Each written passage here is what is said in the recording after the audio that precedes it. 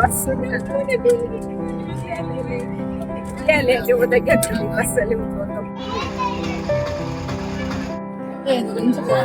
ರೋಡಲ್ಲಿ ಬರುವಾಗ full memory ಹೊಡಿತಾ ಉಂಟು ಅಲ್ಲಿಗೆ ಸ್ಕೂಲ್ಗೆ ಹೋಗ್ತಾ ಇದ್ದದ್ದು.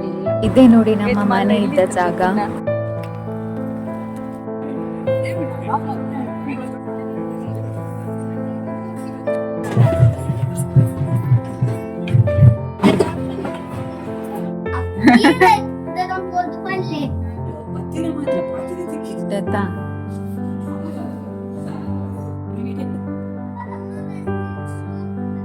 ನಮನ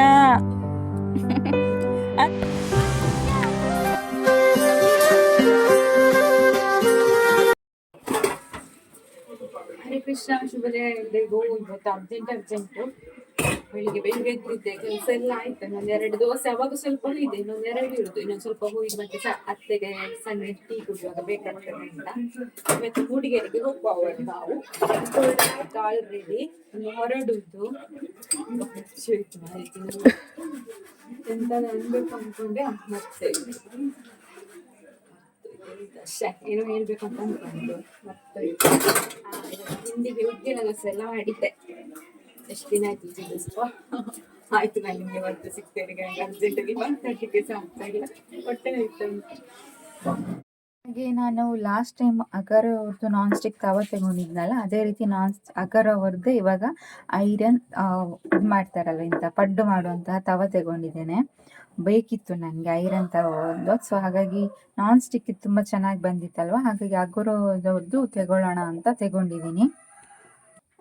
ಓಕೆ, ಇವಾಗ ಮೊದಲಿಗೆ ಇದನ್ನು ನಾನು ಕ್ಲೀನ್ ಮಾಡ್ಕೊಳ್ತೇನೆ. ಚಂದ ನೀರು ಹಾಕಿ ವಾಶ್ ಮಾಡ್ಕೊಳ್ಳೋಣ. ಇವಾಗ ಇದಕ್ಕೆ ನೀರಲ್ಲಿ ಸ್ವಲ್ಪ ವಿಮ್ ಜೆಲ್ಲೆಲ್ಲ ಹಾಕಿ ವಾಶ್ ಮಾಡಿ, ಸೋಪಲ್ಲೆಲ್ಲ ವಾಶ್ ಮಾಡಬೇಡಿ. ಹಾಗೆ ಸ್ಟೀಲ್ ಸ್ಕ್ರಬ್ ಕೂಡ ಯೂಸ್ ಮಾಡಬೇಡಿ. ಸಾಫ್ಟ್ ಆಗಿರೋದ್ರಲ್ಲಿ ಇದನ್ನು ಚೆನ್ನಾಗಿ ವಾಶ್ ಮಾಡ್ಕೊಳ್ಳೋಣ. ಅದಾದಮೇಲೆ ಇದನ್ನ ಬಿಸಿ ಮಾಡಬೇಕು.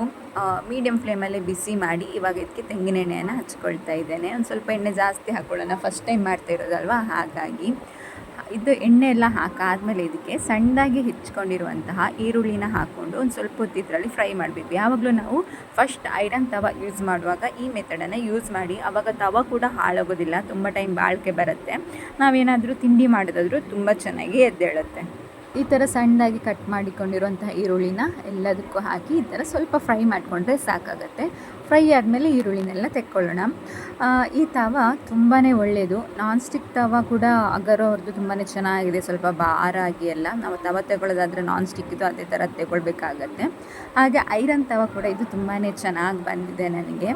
ಇದರಲ್ಲಿ ನಾವು ಹೈ ಫ್ಲೇಮಲ್ಲೂ ಮಾಡ್ಬೋದು, ಲೋ ಫ್ಲೇಮಲ್ಲೂ ಮಾಡ್ಬೋದು. ಹಾಗೆ ತರಹದ ಪಡ್ಡು ಕೂಡ ಮಾಡ್ಬೋದು. ಚಾಕ್ಲೇಟ್ ಪಡ್ಡು ಆಗಿರ್ಬೋದು, ಅಥವಾ ಹಣ್ಣುಗಳಿಂದ ಮಾಡುವಂತಾಗಿರ್ಬೋದು, ಅಕ್ಕಿ ಪಡ್ಡು ಆಗಿರ್ಬೋದು, ಇದನ್ನು ಕೂಡ ಮಾಡಬಹುದು. ತುಂಬಾ ಯೂಸ್ಫುಲ್ ಆಗಿದೆ. ಹೀಗೆ ಒಂದು ಸಲ ಈರುಳ್ಳಿನ ಹಾಕ್ಕೊಂಡು ಚೆನ್ನಾಗಿ ಫ್ರೈ ಮಾಡಿ ಆದಮೇಲೆ ಅದನ್ನ ತೆಗೆದು ಇನ್ನೊಂದು ಸಲ ಚೆನ್ನಾಗಿ ವಾಶ್ ಮಾಡಿ ಮತ್ತೆ ಇದನ್ನು ಬಿಸಿ ಮಾಡಿ ಮತ್ತೆ ನಾವು ಇವಾಗ ಇದಕ್ಕೆ ತೆಂಗಿನ ಎಣ್ಣೆಯನ್ನು ಯಾವ ರೀತಿ ತಿಂಡಿ ಬೇಕೋ ಆ ರೀತಿ ನಾವು, ಅಂದರೆ ಪಡ್ಡು ಯಾವ ರೀತಿ ಬೇಕೋ ಆ ಥರ ಮಾಡ್ಕೊಳ್ಬಹುದು. ನಾನಿವತ್ತು ಉದ್ದಿನ ಬೇಳೆ ಎಲ್ಲ ದೋಸೆ ಹಿಟ್ಟಿಗೆ ಕಡ್ದಿರ್ತೀವಲ್ಲ ಅದೇ ಪಡ್ಡುನ, ಉದ್ದಿನ ದೋಸೆ ಕಡ್ದಿರ್ತೀವಲ್ಲ ಅದೇ ಹಿಟ್ಟನ್ನು ಇವಾಗ ನಾನು ಪಡ್ಡು ರೀತಿ ಮಾಡ್ತಾ ಇದ್ದೀನಿ. ನಾವು ಇದಕ್ಕೆ ಬೇಕಾದರೆ ಹಲಸಿನಕಾಯಿ ಪಡ್ಡು ಅದು ಕೂಡ ಮಾಡಬಹುದು. ಮಕ್ಕಳಿಗೆ ಬೇಕಾದರೆ ಚಾಕ್ಲೇಟ್ ಪಡ್ಡು ಕೂಡ ಮಾಡಬಹುದು. ಒಂದ್ಸಲ ಚೆನ್ನಾಗಿ ತವಾನ ಮೀಡಿಯಮ್ ಫ್ಲೇಮಲ್ಲೇ ಬಿಸಿ ಮಾಡಿಕೊಂಡ್ರೆ ಸಾಕು. ಆಮೇಲೆ ಅದನ್ನು ಸಣ್ಣ ಊರಿನಲ್ಲಿ ಇಟ್ಟು ಈ ಥರ ಹಿಟ್ಟನ್ನು ಹಾಕಿ ಮುಚ್ಚಳ ಮುಚ್ಚಿದ್ರೆ ಬೇಗ ಆಗುತ್ತೆ. ನಿಮಗೆ ಕೂಡ ಗ್ಯಾಸ್ ಕೂಡ ಸೇವ್ ಆಗುತ್ತೆ, ತುಂಬ ಬೇಗ ಆಗುತ್ತೆ ಇದರಲ್ಲಿ. ಬಟ್ ಸ್ವಲ್ಪ ನೋಡ್ಕೊಂಡು ಮಾಡಿಕೊಂಡ್ರೆ ಆಯಿತು. ನೋಡಿ ಎಷ್ಟು ಚೆನ್ನಾಗಿ ಇವಾಗ ತೋರಿಸ್ತೀನಿ ಯಾವ ಥರ ಪಡ್ಡು ಬಂದಿದೆ ಅಂತ. ಮುಚ್ಚಳ ಮುಚ್ಚಿ 2 ನಿಮಿಷದಲ್ಲಿ ಪಡ್ಡು ರೆಡಿ ಆಗುತ್ತೆ. ನೋಡಿ ಎಷ್ಟು ಚೆನ್ನಾಗಿ ಬಂದಿದೆ ಅಂತ. ಕೆಳಗಡೆ ಸೀದೋಗಿ ಕೂಡ ಇಲ್ಲ, ತುಂಬ ಚೆನ್ನಾಗಿ ಬಂದಿದೆ. ನೀವು ಬೇಕಿದ್ರೆ 2 ಕಡೆ ಕೂಡ ಫ್ರೈ ಮಾಡ್ಕೊಳ್ಬಹುದು. ನಾನು ಸ್ವಲ್ಪ ಕ್ರಿಸ್ಪಿ ಆಗಿರಲಿ ಅಂತ 2 ಕಡೆಯೂ ಫ್ರೈ ಮಾಡ್ಕೊಳ್ತಾ ಇದ್ದೀನಿ. ಇದು ಚೆನ್ನಾಗಿ ಬೆಂದಿರೋದ್ರಿಂದ ಒಂದು ಕಡೆ ಫ್ರೈ ಅಂದರೆ ಒಂದು ಕಡೆ ಪಡ್ಡು ಬೆಂದರೆ ಸಾಕಾಗುತ್ತೆ. ಸೊ ನಿಮಗೂ ಕೂಡ ಈ ತವ ಬೇಕಿದ್ದರೆ ನಾನು ಕೆಳಗಡೆ ಡಿಸ್ಕ್ರಿಪ್ಷನಲ್ಲಿ ಹಾಗೆ ಕಮೆಂಟಲ್ಲಿ ಪಿನ್ ಮಾಡಿರ್ತೇನೆ. ಐರನ್ ತವ ತುಂಬಾ ಚೆನ್ನಾಗಿದೆ, ನೀವು ಕೂಡ ಹಾಗೆ ರುಚಿ ಕೂಡ ತುಂಬಾ ಚೆನ್ನಾಗಿರುತ್ತೆ. ನಾವು ನಾರ್ಮಲ್ ಪಡ್ಡು ತವದಲ್ಲಿ ಮಾಡೋದಕ್ಕಿಂತಲೂ ಈ ಥರ ಐರನ್ ತವದಲ್ಲಿ ಮಾಡೋದ್ರಿಂದ ಒಂಥರ ಟೇಸ್ಟ್ ತುಂಬಾ ಚೆನ್ನಾಗಿರುತ್ತೆ. ಸೊ ಇದರ ಲಿಂಕನ್ನು ಆವಾಗಲೇ ಹೇಳಿದಾಗ ಡಿಸ್ಕ್ರಿಪ್ಷನಲ್ಲಿ ಹಾಗೆ ಕಮೆಂಟಲ್ಲಿ ಪಿನ್ ಮಾಡಿರ್ತೇನೆ. ಅದರಲ್ಲಿ ಹೋಗಿ ನೀವು ಪರ್ಚೇಸ್ ಮಾಡಿದರೆ ಆಯಿತು. ತುಂಬ ಸಾಫ್ಟಾಗಿ ನೀಟಾಗಿ ಬಂದಿದೆ. ನನಗಂತೂ ಟೇಸ್ಟ್ ತುಂಬಾ ಇಷ್ಟ ಆಯಿತು. ತುಂಬ ಒಂಥರ ಕ್ರಿಸ್ಪಿ ಟೈಪ್ ಬಂದಿದೆ. ಜೊತೆಗೆ ಚಟ್ನಿ ಇದ್ರಂತೂ ತುಂಬಾ ಸಖತ್ತಾಗಿರುತ್ತೆ. ಇದಕ್ಕೆ ಸ್ವಲ್ಪ ಬೇವಿನ ಸೊಪ್ಪು, ಕಾಯಿ ಮೆಣಸೆಲ್ಲ ಹಾಕಿದರೆ ಇನ್ನೂ ರುಚಿಯಾಗಿರುತ್ತೆ. ನೆಕ್ಸ್ಟ್ ಇವಾಗ ತಿಂಡಿ ಎಲ್ಲ ಆದಮೇಲೆ ಬಿಸಿ ಆರಿದ ಮೇಲೆ ತವದ್ದು ಇವಾಗ ಮತ್ತೆ ಇದನ್ನ ವಾಶ್ ಮಾಡಿ ಇದಕ್ಕೆ ತೆಂಗಿನೆಣ್ಣೆಯನ್ನು ಸವರಿ ಇಟ್ಟರೆ ಆಯಿತು. ಏನೂ ಆಗಲ್ಲ. ತವ ಎಷ್ಟು ಟೈಮ್ ಆದರೂ ತುಂಬಾ ಚೆನ್ನಾಗಿರುತ್ತೆ. ನೀವು ಫಸ್ಟ್ ವಾಶ್ ಮಾಡುವಾಗಲೂ ಅಷ್ಟೇ, ಬಿಸಿ ಮಾಡಿದ ಮೇಲೆ, ಬಿಸಿ ಆರಿದ ಮೇಲೇ ವಾಶ್ ಮಾಡಬೇಕು. ತವಗಳನ್ನ ಬಿಸಿ ಬಿಸಿ ಇರುವಾಗ ವಾಶ್ ಮಾಡಬಾರ್ದು, ಹಾಳಾಗುತ್ತೆ. ಓಕೆ, ಇವಾಗ ನಾನು ಇದಕ್ಕೆ ತೆಂಗಿನೆಣ್ಣೆಯನ್ನು ಹಚ್ಚಿ ತುಂಬ ನೀಟಾಗಿ ಇಟ್ಬಿಡ್ತೀನಿ. ಈ ಥರ ಮಾಡೋದ್ರಿಂದ ತವ ತುಂಬ ಟೈಮ್ ಬಾಳಿಕೆ ಬರುತ್ತೆ ಅಂತ. ಓಕೆ, ಹಾಗಾದರೆ ಇವಾಗ ಮೂಡಿಗೆರೆ ಹೋಗೋಕ್ಕೆ ರೆಡಿ ಆಗೋಣ, ಬನ್ನಿ. ಹೊರಟ್ವಿ ನಾವು. ಲೇಟ್ ಆಯ್ತು ಮಾತ್ರ. ಇವತ್ತು ಇಂಟ್ರೆಸ್ ಇವತ್ತು ಹಾಕಿದೆ, 1 ವರ್ಷ ಆಯ್ತು ತಗೊಂಡು. ಹಾಕದೆ ಇವತ್ತು ಹಾಕ್ಲಿಕ್ಕೆ ಪುರ್ಸೊತ್ ಸಿಕ್ಕಿತ್ತು. ಅದು ಕಂಫರ್ಟಬಲ್ ಆಗಲ್ಲ ಹಾಕಿದೆ ಇವತ್ತು. ಅಮ್ಮ ಹೋಗುದು ಬೇಜಾರಾಗ್ತದೆ. ಅವಳು ನೋಡಿ ಮುಖದಲ್ಲಿ ಸ್ವಲ್ಪ ಆದ್ರೂ ಬೇಜಾರು ಉಂಟಾ? ನಮ್ಮ ಜೊತೆ ಅಪ್ಪು ಅನ್ಬಿಟ್ಟು ಕರ್ಕೊಂಡು ಹೋಗ್ತಾ ಇದ್ದೇವೆ. ನಾಳೆ ಬರ್ತೇವಲ್ಲ, ಅತ್ತೆ ಇರ್ತೇನೆ ಅಂತ ಹೇಳಿದ್ರು. 1 ದಿನ ಅಲ್ಲ ಅಡ್ಜಸ್ಟ್ ಮಾಡುವ, ಅದೆಲ್ಲ ಮಾಡಿ ಇಟ್ಟು ಹೋಗಿದ್ದೇನೆ ಅನ್ನ ಕೂಡ ನಾಳೆಗೆ. ಸೊ ಹಾಗಾಗಿ ಪ್ರಾಬ್ಲಮ್ ಇಲ್ಲ. ಮತ್ತೆ ಯೋಗಿತಕ್ಕ ಅವನ ಜೊತೆಲ್ಲ ಬರ್ತಾ ಇರ್ತಾರೆ, ಹಾಗಾಗಿ ಎಲ್ಲ ಇಟ್ಟಿದ್ದಲ್ಲ. ಇತ್ತೀಚೆಗೆ ಅವಾಗವಾಗ ಮಳೆ ಬರ್ತಾ ಇರೋದ್ರಿಂದ ಈ ವೆದರಲ್ಲಂತೂ ಚಾರ್ಮಾಡಿ ಘಾಟಿ ನೋಡಲಿಕ್ಕೆ ತುಂಬಾ ಚೆನ್ನಾಗಿರುತ್ತೆ, ಖುಷಿಯಾಗುತ್ತೆ. ನಾವೆಲ್ಲ ಎಂಜಾಯ್ ಮಾಡ್ಕೊಂಡು ನೋಡ್ತಾ ಇದ್ವಿ. ಆದರೆ ನಮ್ಮ ಅಪ್ಪು ಮಗ ಅಂಶು ಇದ್ದಾನಲ್ಲ, ಅವನಿಗೊಂದು ಸಲ ಎಷ್ಟೊತ್ತಿಗೆ ಬರುತ್ತೆ ಮನೆ ಅಂತ ಕೇಳ್ತಾ ಇದ್ದ. ನಾನು ಅಷ್ಟೇ ಸಮಾಧಾನ ಮಾಡ್ಕೋಬೇ, ಅರ್ಧ ಗಂಟೆಯಲ್ಲಿ ಬರುತ್ತೆ, 10 ನಿಮಿಷದಲ್ಲಿ ಬರುತ್ತೆ ಅಂತ ಹೇಳ್ತಾನೆ ಇದ್ದೆ ಅವನಿಗೆ. ಮಕ್ಕಳಿಗೆ ಹಾಗೆ ಅಲ್ವಾ, ಅವನಿಗೆ ಅಭ್ಯಾಸನೂ ಇಲ್ಲ ಘಾಟಿ ಹತ್ತಿ. ಮತ್ತು ಅಮ್ಮು ಹಾಗೆ ಕೃಷ್ಣ ಎಲ್ಲ ಮಲ್ಕೊಂಡಿದ್ದಾರೆ. ನಮಗೆ ಬೀಚ್ ರೋಡಿಗೆ ಹೋಗಿ ಬೀಚ್ ರೋಡಿಂದ ಉಜಿರೆ ತನಕ ಬೇರೆ ಬಸ್ಸಲ್ಲಿ ಬಂದ್ವಿ. ಡೈರೆಕ್ಟ್ ಬಸ್ ಸಿಗಲಿಲ್ಲ, ಲೇಟ್ ಆಗ್ಬೋದು ಅಂತ. ಆಮೇಲೆ ಉಜಿರಲ್ಲೂ ಸ್ವಲ್ಪ ಹೊತ್ತು ಆದಮೇಲೆ ಬೀಚ್ ರೋಡಿಂದ ಬಂದು ಬಸ್ಸಲ್ಲೇ ಹತ್ಕೊಂಡ್ವಿ. ನಮಗೆ ಸಿಕ್ಕಿದ್ದು ಮತ್ತು ಅದೇನೆ. ಅದರಲ್ಲಿ ಹತ್ಕೊಂಡು ಅರ್ಧ ದಾರಿ ತನಕ ಅಂತೂ ಸೀಟೇ ಇರಲಿಲ್ಲ. ಆಮೇಲೆ ಕೊನೆಯಲ್ಲಿ ನನಗೊಂದು ಲಾಸ್ಟ್ ಸೀಟ್ ಸಿಕ್ತು. ಅಂದರೆ ಆ ಕಡೆ ಎಲ್ಲ ಗೌರ್ಮೆಂಟ್ ಬಸ್ಸೇ ಜಾಸ್ತಿ, ಪ್ರೈವೇಟ್ ಬಸ್ ಹೋಗಲ್ಲ. ಹಾಗಾಗಿ ಗೌರ್ಮೆಂಟಲ್ಲೇ ಹೋಗಬೇಕಾಗುತ್ತೆ. ಇಲ್ಲಾಂದರೆ ಪ್ರೈವೇಟ್ ಬಸ್ ಇದೆ, ಅದರಲ್ಲೇ ರಪ್ಪ ಹೋಗೋಕ್ಕಾಗತ್ತೆ. ಬಟ್ ನಮಗಿಲ್ಲಿ ಗೌರ್ಮೆಂಟ್ ಬಸ್ಸೇ ಕಾಯಬೇಕು. ಅದರಲ್ಲಿ ಹತ್ಕೊಂಡು ನಾನು ಕೂತ್ಕೊಂಡೆ. ಸ್ವಲ್ಪ ಹೊತ್ತಾದಮೇಲೆ ಅಪ್ಪುಗೂ ಸೀಟ್ ಸಿಕ್ತು. ಆಮೇಲೆ ಅಪ್ಪು ನಾನು ಎಲ್ಲ ಒಟ್ಟಿಗೆ ಕೂತ್ಕೊಂಡು ಅಲ್ಲಿಂದ ಹೊರಟ್ವಿ ನಾವು. ನಮಗಂತೂ ಯಾವಾಗ ಒಂದ್ಸಲ ಮೂಡಿಗೆರೆ ರೀಚ್ ಆಗಿಲ್ಲ ಅಂತ ಅನ್ನಿಸ್ತಾ ಇತ್ತು. ಫೈನಲಿ ಕೊಟ್ಟಿಗೆರೆ ರೀಚ್ ಆಗ್ಬೇಕು. ಒಬ್ಬೊಬ್ರು ಸೊಡ್ಡು ನೋಡಿ. ಕೃಷ್ಣನಿಗೆ ಒಂದು ನಿದ್ದೆ ಆಯ್ತು. ನೀನ್ ಮಲಗಿದ್ಯಾ? ಅಮ್ಮು ಮಲಗಿದ್ದು, ಅಪ್ಪು ಮಲಗಿಲ್ಲಲ್ಲ. ಬೊಬ್ಬೆ ಎಷ್ಟೊತ್ತಿಗೆ ಬರ್ತದೆ? ಅವರಿಗೆ ಘಾಟಿ ನೋಡಿ ನೋಡಿ ಬೋರ್ ಆಯ್ತು. ಅದು ಅರ್ಧ ಗಂಟೆ ಅಷ್ಟೇ.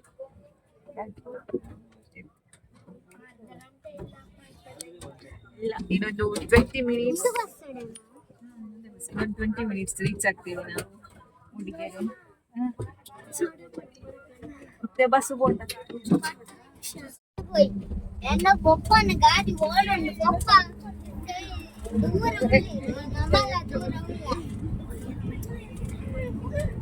ಬಸ್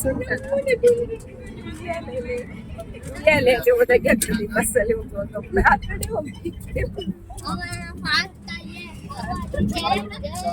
ಅದು ಲಾಸ್ಟ್ ಸೀಟಲ್ಲಿ ಕುತ್ಕೊಳ್ಳೋದು ನಾವು. ಅದು ಘಾಟಿಯಲ್ಲಿ ನೋಡ್ಬೇಕಿತ್ತು. ಸೋಬನ ಇದೆ ನಮ್ದು ಡೊಗೊಳಗೊಡ ಅಂತ ಹೇಳುವಾಗ ಬೇಗ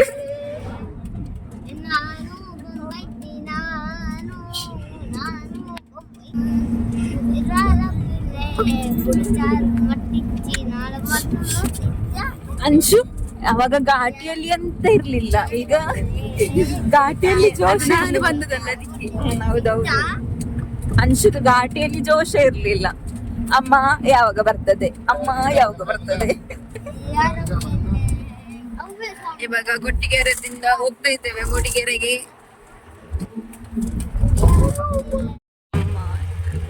ಬಸ್ ಸ್ಟ್ಯಾಂಡ್ ಇಂದ ತರ ಇಲ್ಲ ಪಾಡು. ಬಸ್ ಸ್ಟ್ಯಾಂಡ್ ಇಂದ ಆಟೋದಲ್ಲಿ ಹೋಗ್ಬೇಕು, ಅಲ್ಲಿ ಸ್ಟಾಪ್ ಇಲ್ಲ ಅಂತೆ. ಈಗ ಅಮ್ಮು ದಾರಿ ಹೇಳ್ತಾಳಂತೆ, ಅಲ್ಲಿಗೆ ಕರ್ಕೊಂಡು ಹೋಗ್ತಾಳಲ್ಲ ಬೇರೆ ಕಡೆ ಕರ್ಕೊಂಡು ಹೋಗ್ತಾಳ ಗೊತ್ತಿಲ್ಲ.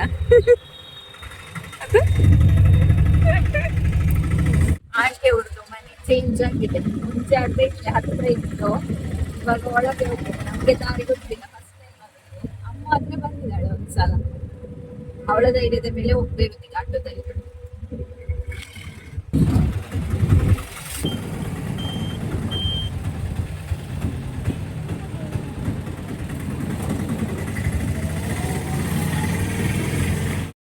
ಸರಿಯಾಗಿ ರೂಟ್ ಹೇಳಿದ್ಲು. ನಾನು ಹೇಳಿದೆ ನಿನ್ನ ಮೆಮೊರಿ ಪವರ್ ಆಗ್ಬೋದು ಮಾರೀತಿ, ಒಂದ್ಸಲ ಬಂದು ನೆನ್ಪಿಟ್ಕೊಂಡಿದ್ಯಲ್ಲ ಅಂತ.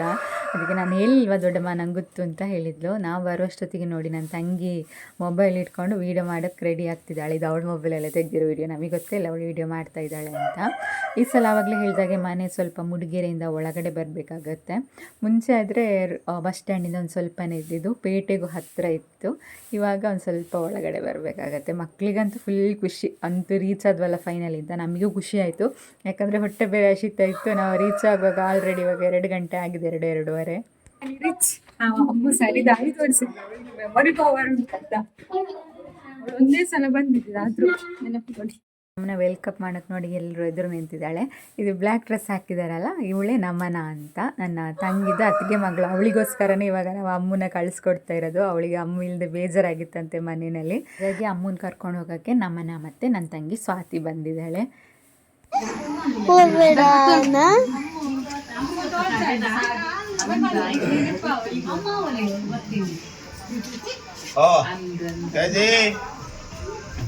ಸ್ವಾತಿನೂ ಇವತ್ತು ಬೆಳಿಗ್ಗೆ ಬೇಗ 9 ಗಂಟೆಗೆ ರೀಚ್ ಆಗಿದ್ಲು. ಅವಳಿಗೆ ಅಲ್ಲಿಗೆ ಎನ್.ಆರ್.ಪುರದಿಂದ 6 ಗಂಟೆ ಬಸ್ಸಲ್ಲಿ ಕೂತ್ರೆ ಇಲ್ಲೇ ಮೂಡಿಗೆರೆಗೆ 9 ಗಂಟೆ ಆ ಥರ ರೀಚ್ ಆಗಿದ್ಲು. ಅವರಿಬ್ಬರು ಬೇಗ ಬಂದಿದ್ದರು. ಬಂದ ಕೂಡಲೇ ಆಂಟಿ ಊಟ ಮಾಡಿ ಅಂತ ಹೇಳಿದರು. ಯಾಕಂದರೆ ನಾನು ಆವಾಗಲೇ ಹೇಳಿದ್ನಲ್ವ, ನಿನ್ನೆನೋ ಬೆಳಿಗ್ಗೆನ ಹೇಳಿದೆ ಅಲ್ವ, ಪಲ್ಗುಣಿ ಹೋಗೋಕ್ಕಿದೆ ಜಾತ್ರೆಗೆ ಅಂತ, ಅಲ್ಲಿಗೆ ಹೋಗೋಕ್ಕಿದೆ. ಹಾಗಾಗಿ ಬೇಗ ಬೇಗ ಊಟ ಮಾಡಿ ಅಂತ ಹೇಳಿದರು. ಬಂದ ಕೂಡಲೇ ಫ್ರೆಶ್ ಅಪ್ ಎಲ್ಲ ಆಗಿ ಊಟ ಮಾಡ್ತಾಯಿದ್ದೀವಿ. ಆಂಟಿ ನಮಗೋಸ್ಕರ ಅಕ್ಕಿ ರೊಟ್ಟಿ ಮಾಡಿದರು, ಹಾಗೆ ಸ್ವರ್ಣಗೆಡ್ಡೆ ಸಾಂಬಾರು, ಹೀರೆಕಾಯಿ ಪಲ್ಯ ಎಲ್ಲ ಮಾಡಿದರು. ಅಕ್ಕಿ ರೊಟ್ಟಿ ಅಂತೂ ತುಂಬಾ ಚೆನ್ನಾಗಿತ್ತು. ಹಾಗಾಗಿ ಎಲ್ರಿಗೂ ಕೂತು ಗಬ್ಬ ಗಬ್ಬ ಅಂತ ತಿಂತಾಯಿದ್ದೀವಿ. ವೆಜ್ಜು, ಯಾಕೆಂದರೆ ದೇವಸ್ಥಾನಕ್ಕೆ ಹೋಗೋಕ್ಕಿದೆಯಲ್ವ, ಹಾಗಾಗಿ ನನಗಂತೂ ಹೊಟ್ಟೆ ಅಷ್ಟು ಪ್ರಾಣ ಹೋಗಿತ್ತು. ಜೊತೆಗೆ ರೊಟ್ಟಿ ಬೇರೆ ಸಿಗ್ತಾ ಸಖತ್ತಾಗಿ ಬ್ಯಾಟಿಂಗ್ ಮಾಡ್ತಾಯಿದ್ದೀವಿ. ಹಾಗೆ ಆಂಟಿ ಫ್ರೆಂಡ್ ರೇಷ್ಮಕ್ಕ ಅವರೆಲ್ಲ ಇದ್ದರು. ಹಾಗೆ ಆಂಟಿದ್ದು ರಿಲೇಟಿವ್ ಅಂದರೆ ಅತ್ತಿಗೆ ಕೂಡ ಇದ್ದರು, ಲತಾ ಮಾಮಿ ಅಂತ. ಸೊ ಅವರು ಬಂದು ಸ್ವಲ್ಪ ದಿನ ಆಯಿತು ಇಲ್ಲಿಗೆ. ಹಾಗಾಗಿ ಎಲ್ಲರೂ ಸೇರಿ ನಮಗೆ ಊಟ ಬಡಿಸ್ತಾ ಇದ್ದಾರೆ. ಖುಷಿಯಾಯಿತು. ಮನೆ ತುಂಬ ಜನ ಇದ್ದಾರಲ್ಲ, ಇನ್ನೂ ರಪ್ಪ ಅಂತ ಹೊರಡೋದೇ ಕೆಲಸ ನಮಗೆ. ಯಾಕಂದರೆ ಮಕ್ಕಳೆಲ್ಲ ಇನ್ನೂ ಸ್ನಾನ ಮಾಡಿ ಹೊರಡಬೇಕು. ಅದಕ್ಕೆ ತಂಗಿ ಹೇಳ್ತಾಯಿದ್ಲು ಸ್ನಾನ ಮಾಡಿ ಬರೋಕ್ಕಾಗಿಲ್ವ ಅಂತ. ನಾವು ಮತ್ತೆ ಬಸ್ಸಲ್ಲೆಲ್ಲ ಬಂದಾಗ ಮತ್ತೆ ಇನ್ನೊಂದು ಸಲ ಸ್ನಾನ ಮಾಡದೇ ಇದ್ದರೆ ಸರಿಯಾಗಲ್ಲ ದೇವಸ್ಥಾನಕ್ಕೆಲ್ಲ ಹೋಗುವಾಗ. ಹಾಗಾಗಿ ಅಲ್ಲಿಗೆ ಹೋಗಿ ಸ್ನಾನ ಮಾಡೋಣ ಅಂತ ಮಾಡಿರಲಿಲ್ಲ. ಬೇಗ ಬೇಗ ಎಲ್ಲ ಸ್ನಾನ ಮಾಡಿದರೆ ಆಯಿತು. ಆಂಟಿ ನೋಡಿ ಎಷ್ಟೊಂದು ಮಾಡಿದಾರಂತ ಅಡುಗೆ ನಮಗೋಸ್ಕರ. ಎಲ್ರಿಗೂ ಇವಾಗ ಜಾತ್ರೆಗೆ ಹೊರಟ್ವಿ, ಫಲ್ಗುಣಿ ಜಾತ್ರೆಗೆ. ಫಲ್ಗುಣಿ ಅಂತ ಹೇಳುವಾಗಲೇ ಖುಷಿ ಆಗ್ತದೆ. ಯಾಕೆ ಹೇಳಿ, ನಾನು ಹುಟ್ಟಿದಲ್ಲೇ ಬೆಳೆದಿದ್ದಲ್ಲೇ, ಸ್ವಲ್ಪ ಟೈಮು ಸ್ಕೂಲ್ಗೆ ಹೋಗಿದ್ದಲ್ಲೇ. ನೀನು ನೋಡಿದ್ದೆಲ್ಲ ಸ್ಕೂಲ್ ತಾನೆಲ್ಲ ನೋಡಿಲ್ಲ. ಮನೆ ಬರುವಾಗ ತೋರಿಸಿದೆ, ಮನೆ ಇಲ್ಲ, ಖಾಲಿ ಜಾಗ ಮಾತ್ರ ಉಂಟು. ಯಾರಿಗೆ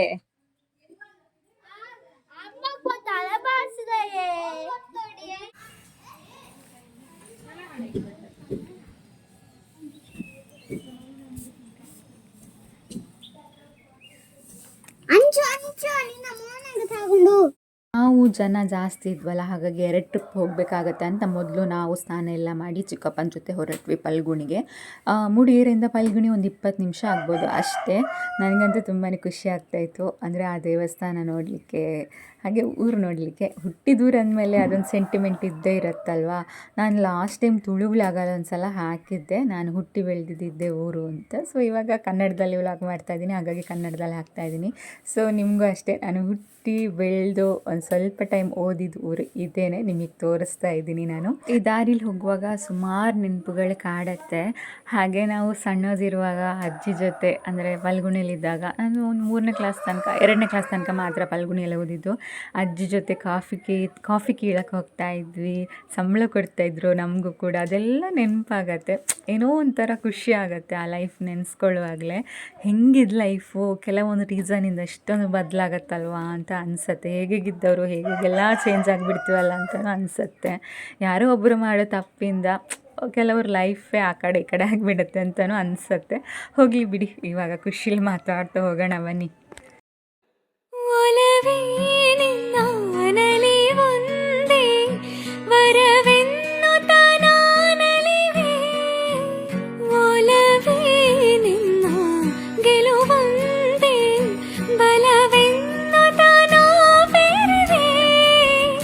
ಫೈನಲಿ ನಮ್ಮ ಮನೆ ಹತ್ರ ಬಂದ್ವಿ. ನಮ್ಮ ಮನೆ ಇಲ್ಲ ಆಯ್ತಾ, ಖಾಲಿ ಜಾಗ ಮಾತ್ರ ಉಂಟು ನೋಡಿ.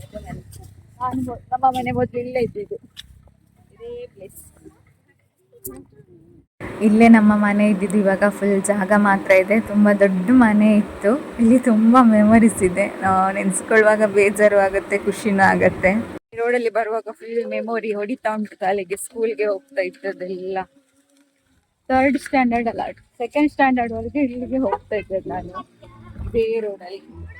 ನನ್ನ ಮಗಳಿಗೆ ಅಪ್ಪುಗೆಲ್ಲ ತೋರಿಸ್ಕೊಂಡು ಬರ್ತಾ ಇದ್ದೇನೆ, ಹೀಗೀಗೆ ಮಾಡ್ತಾ ಇದ್ವಿ. ಸ್ಕೂಲ್ಗೆಲ್ಲ ಹೋಗಬೇಕಾದ್ರೆ ಇದೇ ರೋಡಲ್ಲಿ, ದೇವಸ್ಥಾನಕ್ಕೆ ಹೋಗಬೇಕಾದ್ರೂ ಇದೇ ರೋಡಲ್ಲಿ. ಎಷ್ಟು ಸಲ ಓಡಾಡಿಲ್ಲ ನಾನು ಸಣ್ಣವಳಿರುವಾಗ. ಕೆಲವೊಂದು ನೆನಪುಗಳು ಎಷ್ಟು ಕಣ್ಣೀರು ತರಿಸುತ್ತಲ್ವ ಖುಷಿನಲ್ಲಿ. ಇದು ದೇವಸ್ಥಾನ ಕಲಾನಾಥೇಶ್ವರ ದೇವಸ್ಥಾನ, ನಮ್ಮದು ಫಲ್ಗುಣಿಯಲ್ಲಿ. ನಾನು ಸಣ್ಣವಳಿದ್ದಾಗ ಅಜ್ಜಿ ಒಂದು ಕತೆ ಹೇಳ್ತಾ ಇದ್ರು ನನಗೆ. ನಾನು ಸಣ್ಣವಳಿದ್ದಾಗ ಒಂದು ಸಲ ದೇವಸ್ಥಾನಕ್ಕೆ ಹೋಗಿದಾಗ ಒಳಗಡೆ ಹೋಗಬೇಕು ಅಂತ ತುಂಬ ಅಳ್ತಿದ್ನಂತೆ. ಅಷ್ಟೊತ್ತಿಗೆ ಭಟ್ರು ಹೇಳಿದ್ರಂತೆ, ಮಗು ಅಲ್ಲ, ಪರವಾಗಿಲ್ಲ ಒಳಗೆ ಕಳಿಸಿ ಅಂತ. ಇದೇ ಥರ ತುಂಬ ಮೆಮೊರೀಸ್ ಇದೆ. ಕೈಯೆಲ್ಲ ಮುಗಿದು ತೀರ್ಥ ಎಲ್ಲ ತೆಕ್ಕೊಂಡು ಹೊರಗಡೆ ಬಂದ್ವಿ. ಇವಾಗ ತುಂಬ ಚೇಂಜ್ ಆಗಿದೆ ದೇವಸ್ಥಾನ. ಅಂದರೆ ಸ್ವಲ್ಪ ಡೆವಲಪ್ ಎಲ್ಲ ಮಾಡಿದ್ದಾರೆ. ನೋಡೋಕ್ಕಂತೂ ತುಂಬಾ ಖುಷಿ ಆಗುತ್ತೆ. ಇನ್ನು ಗದ್ದೆ ಹತ್ರ ಹೋಗಬೇಕು, ಅಲ್ಲೇ ದೇವರೆಲ್ಲ ಬಂದು ಭೇಟಿ ಆಗುವಂಥದ್ದು. ಇದೇ ಗದ್ದೆನಲ್ಲಿ ನಿಂತ್ಕೊಳ್ಳಿಕ್ಕೆ ಇಲ್ಲೇ ದೇವರೆಲ್ಲ ಬಂದು ಭೇಟಿ ಆಗ್ತಾರೆ. ನಾವೆಲ್ಲ ಕೂತ್ಕೊಂಡು ಮಾತಾಡ್ತಾ ಇದ್ವಿ, ಸ್ವಲ್ಪ ಜನ ಕೂತ್ಕೊಂಡಿದ್ವಿ. ಈ ಸಲ ಸ್ವಲ್ಪ ಲೇಟ್ ಅನಿಸುತ್ತೆ, ಇಲ್ಲಾಂದರೆ ಇಷ್ಟೊತ್ತಿಗೆ ಒಂದು 4 ಗಂಟೆ ಅಷ್ಟೊತ್ತಿಗೆಲ್ಲ ದೇವರು ಬಂದು ಭೇಟಿ ಆಗ್ತಾರೆ ಅಂತ ಹೇಳ್ತಾ ಇದ್ದರು. ನಾನಂತೂ ಇದನ್ನೆಲ್ಲ ನೋಡಿ ತುಂಬಾ ವರ್ಷ ಕಳೆದಿದೆ. ಒಂದು ಕಡೆಯಿಂದ ಇವತ್ತು ಲಕ್ಕಿ ಅಂತಲೂ ಹೇಳ್ಬೋದು. ನಾನು ಜಾತ್ರೆಗೆ ಬರಬೇಕು ಅಂತ ತುಂಬ ಆಸೆ ಇತ್ತು, ಆಗ್ತಾನೇ ಇರಲಿಲ್ಲ. ಈ ಸಲ ಬರೋಕ್ಕಾಯಿತು. ಮಾರ್ಚ್ ಏಪ್ರಿಲ್ 2 ಸಲ ಇರುತ್ತೆ, ಮಾರ್ಚ್ ಮತ್ತು ಮೇನಲ್ಲಿರುತ್ತೆ. ಮಾರ್ಚಲ್ಲಂತೂ ಎಕ್ಸಾಮ್ ಟೈಮಲ್ಲಿ ಬರೋಕ್ಕಾಗಲ್ಲ. ಏಪ್ರಿಲ್ ಅಂದರೆ ಮೇನಲ್ಲಿ ಈ ಸಲ ಬರೋಕ್ಕಾಯ್ತು. ಯಾವಾಗಲೂ ಅಂದ್ಕೊಳ್ತಾ ಇರ್ತೀನಿ ಬರಬೇಕು ಅಂತ, ಬರೋಕ್ಕೆ ಆಗ್ತಿರಲಿಲ್ಲ. ಹಾಗೆ ಕೆಲವೊಂದು ಪರಿಚಯದವರೆಲ್ಲ ಸಿಕ್ಕಿದ್ರು, ಮಾತಾಡಿದ್ವಿ, ಹಾಗೆ ವೆಯ್ಟ್ ಮಾಡ್ತಾ ಇದ್ವಿ. ಚಿಕ್ಕಮ್ಮನವರು ಬರಬೇಕಷ್ಟೇ. ಚಿಕ್ಕಪ್ಪ ನಮ್ಮನ್ನ ಬಿಟ್ಟು ಚಿಕ್ಕಮ್ಮನವ್ರನ್ನ ಕರ್ಕೊಂಡು ಬರ್ತೀನಿ ಅಂತ ಹೇಳಿದರು. ಅಷ್ಟೊತ್ತಿಗೆ ನನ್ನ ಅಜ್ಜಮ್ಮ ಇದ್ದಾರಲ್ಲ, ಅಜ್ಜಮ್ಮದು ತಂಗಿದ್ದು ಮಕ್ಕಳು ಹರೀಶಣ್ಣ ಗಿರೀಶಣ್ಣ ಅವ್ರು ಸಿಕ್ಕಿದ್ರು. ಗೌತಮಿ ಕೂಡ ಇದ್ದರು. ಗೌತಮಿ ಬಂಟ್ವಾಳದವರು, ಅವ್ರನ್ನ ಕೊಟ್ಟಿಗೆರದ ಕಡೆ ಕೊಟ್ಟಿದ್ದು, ಫಲ್ಗುಣಿ ಕಡೆ. ಸೊ ಅವರೆಲ್ಲ ಕೂತ್ಕೊಂಡು ಗದ್ದೆನಲ್ಲಿ ಮಾತಾಡ್ತಾ ಇದ್ವಿ. ಹಾಗೆ ಮಳೆ ಬಂದಿದ್ದರಿಂದ ಸ್ವಲ್ಪ ಕೂಲ್ ಅನ್ನಿಸ್ತಾ ಇತ್ತು. ಅಲ್ಲಿ ವೆದರ್ ಕೂಲೇ ಇರುತ್ತೆ, ಅಷ್ಟೊಂದು ಬಿಸಿಲೇನು ಇಲ್ಲ. ಗುಣಿನಲ್ಲಿ ನನ್ನ ರಿಲೇಟಿವ್ಸ್ ಮನೆ ಕೂಡ ಇದೆ, ಹಾಗೆ ಫ್ರೆಂಡ್ಸ್ ಮನೆ ಕೂಡ ಇದೆ.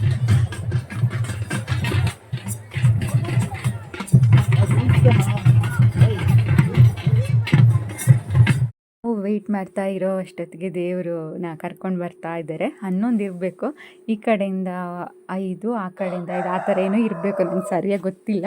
ಸಣ್ಣವಳಿರುವಾಗ ನೋಡಿರೋದಲ್ವ, ಅದು ಇವಾಗ ನಿಜ ನೆನಪಿಲ್ಲ ನನಗೆ. ಜಾತ್ರೆದಲ್ಲ ಅಂದರೆ ಜಾತ್ರೆಯಲ್ಲಿ ಏನೇನೊಂದು ತೆಗೊಂಡಿದ್ದೆ ನಾನು ಸಣ್ಣವಳಿರುವಾಗ. ಒಂದು ಜಾತ್ರೆಯಲ್ಲಿ ಗಾಜಿಂದು ಬಾಟ್ಲಿ, ಅದರಲ್ಲಿ ಫುಲ್ ಮಿಂಚರ್ ಹಾಕಿ, ಅದೊಂದು ನೆನಪಿದೆ ನಂಗೆ ಜಾತ್ರೆದು. ಮತ್ತು ಕಾಲು ಚೈನ್ ತೆಗೆದು ಕೊಟ್ಟಿರೋದು, ಇದೆರಡೇ ನೆನಪಿರೋದು. ಮತ್ತು ಜಾತ್ರೆ ಟೈಮಲ್ಲಿ ಮತ್ತೆ ಹೇಳ್ತೀನಿ ನಿಮಗೆ, ಅದೊಂದು ನೆನಪಿದೆ. ಮತ್ತು ಇದೆಲ್ಲ ಅಷ್ಟೊಂದು ನೆನಪಿಲ್ಲ, ಬ್ಲರ್ ಆಗ್ತಾ ಇದೆ. ಹೇಳಿದ್ನಲ್ಲ, ಕೆಲವೊಂದು ನೆನಪಿದೆ, ಕೆಲವೊಂದು ನೆನಪಿಲ್ಲ ಅಂತ. ಎಷ್ಟು ಜನ ಇದ್ದಾರೆ ನೋಡಿ. ದೇವ್ರ ಜೊತೆ ಬರುವಾಗಲೂ ಅಷ್ಟೇ ಎಷ್ಟೊಂದು ಜನ ಇದ್ದರು. ಎಲ್ಲ ಬಿಳಿಯಾಗಿ ಕಾಣ್ತಾ ಇದೆ. ಗ್ರೀನರಿ ಜೊತೆ ಬಿಳಿ ಬಟ್ಟೆಗಳೇ ತುಂಬ ಜಾಸ್ತಿ ಕಾಣ್ತಾ ಇದೆ. ಇನ್ನು ಈ ಕಡೆಯಿಂದ ದೇವರು ಬಂದ್ರಲ್ವ, ಇನ್ನು ಆ ಕಡೆಯಿಂದನೂ ಬಂದು ಒಟ್ಟಿಗೆ ಭೇಟಿಯಾಗಿ, ಮತ್ತು ಅಲ್ಲಿ ನಮ್ಮ ಸ್ಕೂಲ್ ಹತ್ತಿರ ಒಂದು ಗದ್ದೆ ಇದೆ, ಅಂದರೆ ಗ್ರೌಂಡ್ ಥರ ಇದೆ. ಅಲ್ಲಿ ಹೋಗಿ ಅಲ್ಲಿ ನೃತ್ಯ ಎಲ್ಲ ಮಾಡಿ ಅಲ್ಲೊಂದು ಸ್ವಲ್ಪ ಹೊತ್ತಿರೋಕ್ಕಿದೆ.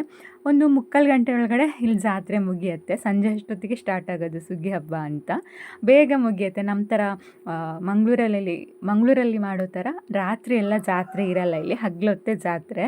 ಮತ್ತು ಇನ್ನೊಂದು ಮಾರ್ಚ್ ಲಾಸ್ಟಿಗೆ ಆಗೋದು ರಥೋತ್ಸವ.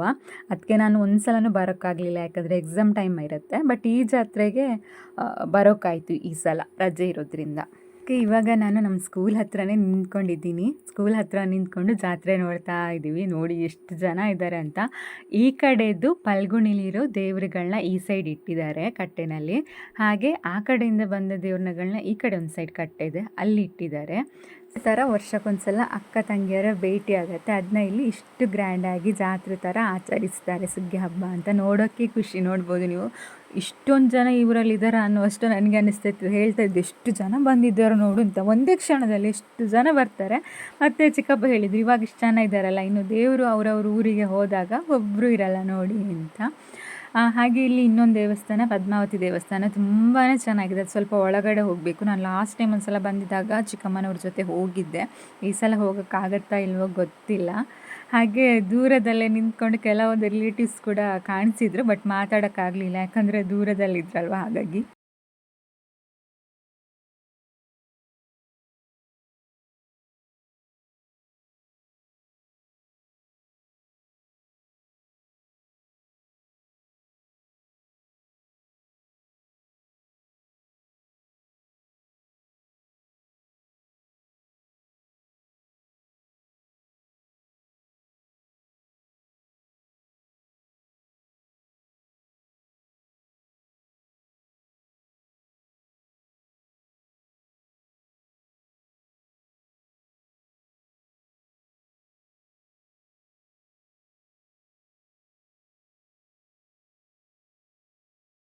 ಆವಾಗಲೇ ಹೇಳಿದಾಗೆ ನನಗೆ ಜಾತ್ರೆ ಬಗ್ಗೆ ಇನ್ನೊಂದು ನೆನಪಿದೆ ಅಂತ ಹೇಳಿದ್ನಲ್ವ, ಅದರಲ್ಲಿ ಇದು ಕೂಡ ಒಂದು ನೋಡಿ. ಇದರಲ್ಲಿ ಇದು ಹರಕೆ ತೀರಿಸೋದಂತೆ, ಯಾರಾದರೂ ಹರಕೆ ಹೇಳ್ಕೊಂಡವರು ಇದರಲ್ಲಿ ತಿರುಗೋದಂತೆ.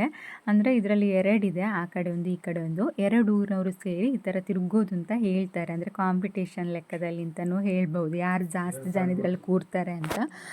ಇದು ದೇವರಿಗೆ ಹರಕೆ ಸಲ್ಲಿಸೋದು ಅಂತ. ಇದು ಕೂಡ ನನಗೊಂದು ನೆನಪಿತ್ತು. ಇದರಲ್ಲಿ ಗಂಡಸರು ಮಾತ್ರ ಈ ಥರ ಕೂತ್ಕೊಳ್ಳೋಕ್ಕೆ, ಇದು ಒಂದು ಹರಕೆ ಇಲ್ಲಿದು.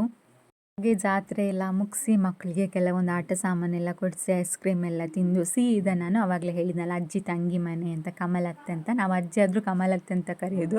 ಅವ್ರ ಮಕ್ಕಳನ್ನ ನಮಗೆ ಚಿಕ್ಕಪ್ಪ ಆಗ್ಬಿಟ್ಟು ನಾವು ಗಿರೀಶಣ್ಣ ಹರೀಶಣ್ಣ ಅಂತ ಕರೆಯೋದು. ಬರುವಾಗ ಒಂದು ಸ್ವಲ್ಪ ಮನೆಗೆ ಬಂದಮೇಲೆ ಸ್ವಲ್ಪ ಸ್ವಲ್ಪ ಮಳೆ ಬರೋಕ್ಕೂ ಸ್ಟಾರ್ಟ್ ಆಯಿತು. ಬಂದ ಕೂಡಲೇ ಗೌತಮಿ ಎಲ್ರಿಗೂ ಬಿಸಿ ಬಿಸಿ ಟೀ ಮಾಡಿಕೊಟ್ರು. ಮಕ್ಕಳೆಲ್ಲ ಆಟ ಆಡ್ತಾ ಇದ್ದಾರೆ. ಹಾಗೆ ಗೌತಮಿ ಅಡುಗೆಗೂ ರೆಡಿ ಮಾಡ್ತಾ ಇದ್ದಾರೆ, ಊಟ ಮಾಡ್ಕೊಂಡು ಹೋಗಿ ಅಂತ. ಆಲ್ಮೋಸ್ಟ್ ಅಡುಗೆ ಎಲ್ಲ ಆಗಿದೆಯಂತೆ. ನಾನು ಗೌತಮಿ ಇರುವಾಗ ಬಂದಿದ್ದು ತುಂಬ ಕಡಿಮೆ. ಅವ್ರು ಯಾವಾಗಲೂ ಕರಿತಾ ಇದ್ರು ನಾನಿರುವಾಗ ಬನ್ನಿ ಒಂದು ಸಲ ಅಂತ. ಲಾಸ್ಟ್ ಟೈಮ್ ಬಂದಿದ್ದಾಗ ಗೌತಮಿ ಇರಲಿಲ್ಲ, ಕಮಲಜ್ಜಿ ಮಾತ್ರ ಇದ್ದರು, ಹಾಗಾಗಿ ಅವ್ರು ಮಾತಾಡೋಕ್ಕೆ ಸಿಕ್ಕಿರಲಿಲ್ಲ.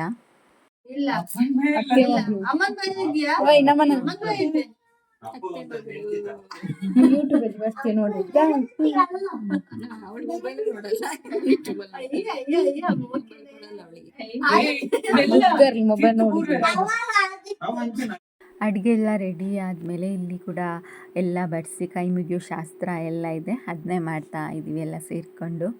ಇದು ಸ್ಮಹಿ ಅಂತ, ಇವಳಿಗೆ ನಾನೇ ಇಟ್ಟ ಹೆಸರು. ನಂದು ಅಜ್ಜಿದು ಎರಡನೇ ಮಗಳು ಸ್ಮಹಿ ಅಂತ. ಹಾಗೆ ಮೊದಲನೇ ಅಣ್ಣ ಕೂಡ ಇದ್ದಾನೆ, ಅವರು ಮಗ ಇದ್ದ, ಬಟ್ ವೈಫ್ ವಿನಿ ಇರಲಿಲ್ಲ. ಕಮಲತ್ತೆ ಅವರ ಹಸ್ಬೆಂಡು, ಅಣ್ಣಂದ್ರಿಬ್ಬರು, ಹಾಗೆ ಗೌತಮಿ ಪಾಪು, ಇಷ್ಟು ಜನ ಇದ್ದಾರೆ ಇಲ್ಲಿ ಇವತ್ತು. ಇವತ್ತು ಜಾತ್ರೆ ನೋಡಿ, ನಮ್ಮ ಊರು ನೋಡಿ, ದೇವಸ್ಥಾನ ಎಲ್ಲ ನೋಡಿ, ಎಲ್ಲರ ಜೊತೆ ಮಾತಾಡಿ ಫುಲ್ ಖುಷಿ ಆಯಿತು. ಇನ್ನು ಇಲ್ಲಿ ಊಟ ಎಲ್ಲ ಮಾಡಿ ಮೂಡಿಗೆರೆಗೆ ಹೋಗೋದು ಅಂತ ಅಂದ್ಕೊಂಡಿದ್ದೀವಿ. ಓಕೆ, ನೋಡೋಣ ಮುಂದೆ ಏನೆಲ್ಲ ಆಗುತ್ತೆ ಅಂತ.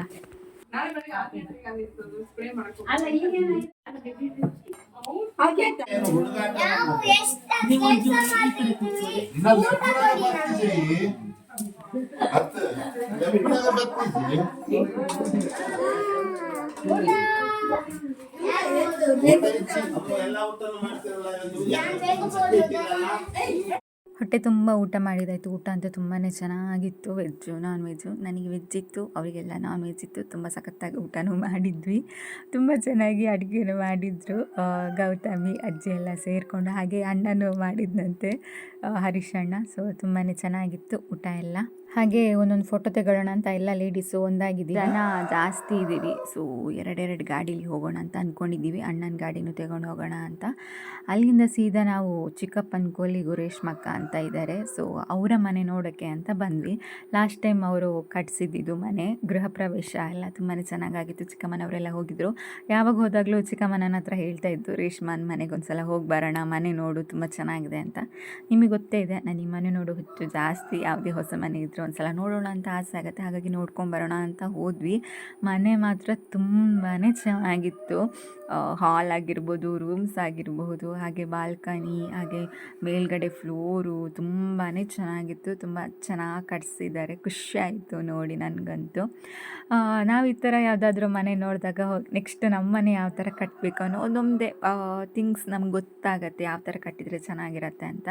ಸೊ ಹಾಗಾಗಿ ಒಂದು ಸಲ ನೋಡಿದಾಗ ಆಗುತ್ತಂತ. ಅದರಲ್ಲೂ ದೇವ್ರ ಕೋಣೆ ಅಂತೂ ತುಂಬಾ ಚೆನ್ನಾಗಿ ಮಾಡಿದ್ದಾರೆ. ಮೇಲ್ಗಡೆ ಫ್ಲೋರಲ್ಲಿ ಮಾಡಿದ್ದಾರೆ, ನೋಡ್ಬೋದು ನೀವು ಡಿಸೈನ್ ಎಲ್ಲ ಎಷ್ಟು ಚೆನ್ನಾಗಿದೆ ಅಂತ. ನೋಡಿ ತುಂಬಾ ಖುಷಿ ಆಯಿತು. ಸುಮ್ಮನೆ ಸ್ವಲ್ಪ ಸ್ವಲ್ಪ ತೋರಿಸ್ತಾ ಇದ್ದೀನಿ ಅಷ್ಟೇ, ಇಲ್ಲಿದ್ರೆ ವಿಡಿಯೋ ಲೆಂತ್ ಜಾಸ್ತಿ ಆಗುತ್ತೆ. ಇದೆಲ್ಲ ಮಾಡಬೇಡಿ ಮಗ್ಗದ ಚೆನ್ನಾಗಿದೆ ಕಾಂಬಿನೇಷನ್. ಇಲ್ಲಿ ಹೋಗುವಾಗ ಅಂತೂ ಒಂದು ಚಳಿ ಆಗ್ತಾ ಇತ್ತು ನೋಡಿ, ನೈಟ್ ಬೇರೆ ಅಲ್ವಾ, ಯಪ್ಪ ಫುಲ್ ಚಳಿ ಹೊಡಿತಾ ಇತ್ತು. ನಾನು ಅದೇ ಆಂಟಿ ಹತ್ರ ಹೇಳ್ತಾ ಇದ್ದೆ, ನಮ್ಮ ಊರಿನ ಕಡೆ ಈ ಥರ ಒಂದು ದಿನವೂ ಚಳಿಗಾಲದಲ್ಲೂ ಚಳಿ ಬರಲ್ಲ, ಅಷ್ಟು ಚಳಿ ಆಗ್ತಾ ಉಂಟು ಅಂತ.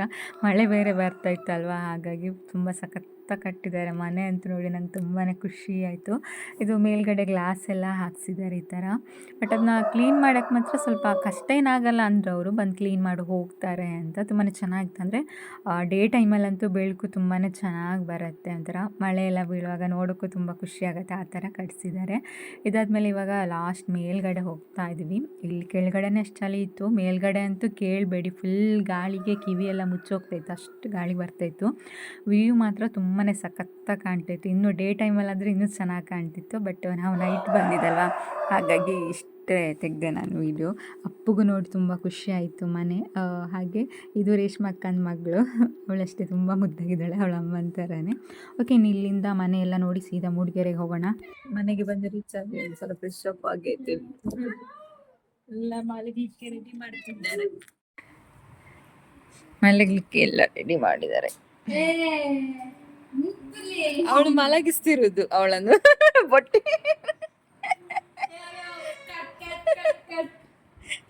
ನಮನ ಅನ್ಸುತ್ತೆ ಅಂತಕ ಕಿನ್ನೆ ಅಂತ ಬಡು ಪಾತ ನಾಳೆ ಕಿನ್ನೆ ಮಲ್ಲ. ಇವಳು ನೋಡಿ ಒಬ್ಳೆ ಸುರ್ಪನಕ್ಕಿ ಸುಟ್ಟೆ.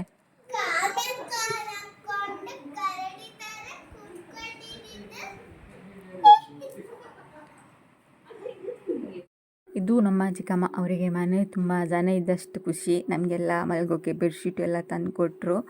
ಇಲ್ಲಂತೂ ಫುಲ್ ಚಳಿ ಆಯಿತಾ, ದೊಡ್ಡ ಬೆಡ್ಶೀಟ್ ಹಾಕ್ಕೊಂಡ್ರು ಸಾಕಾಗಲ್ಲ, ಫುಲ್ ಚಳಿ ಆಗುತ್ತೆ. ಎಲ್ರಿಗೂ ದೊಡ್ಡ ದೊಡ್ಡ ಬೆಡ್ಶೀಟ್ ಕೊಟ್ಟಿದ್ರು. ತುಂಬ ನೆನಪುಗಳ ಜೊತೆ, ತುಂಬ ಖುಷಿ ಜೊತೆ ಇವತ್ತು ಗಟ್ಟಿಯಾಗಿ ಒಂದು ನಿದ್ರೆ ಮಾಡಬೇಕು ಅಂತ ಅಂದ್ಕೊಂಡಿದ್ದೀವಿ. ಫುಲ್ ಇಲ್ಲಿಂದ ಚಳಿಗಂತೂ ಫುಲ್ ನಿದ್ದೆ ಬರುತ್ತೆ. ಹಾಗೆ ಇವತ್ತಿನ ವ್ಲಾಗನ್ನು ಇಲ್ಲಿಗೆ ಮುಗಿಸ್ತೀನಿ. ಇವತ್ತಿನ ವ್ಲಾಗ್ ಇಷ್ಟ ಆದರೆ ಲೈಕ್ ಮಾಡೋದನ್ನು ಮರಿಬೇಡಿ. ಹಾಗೆ ಸಬ್ಸ್ಕ್ರೈಬ್ ಮಾಡೋದವ್ರು ಸಬ್ಸ್ಕ್ರೈಬ್ ಮಾಡಿ. ಹರೇ ಕೃಷ್ಣ.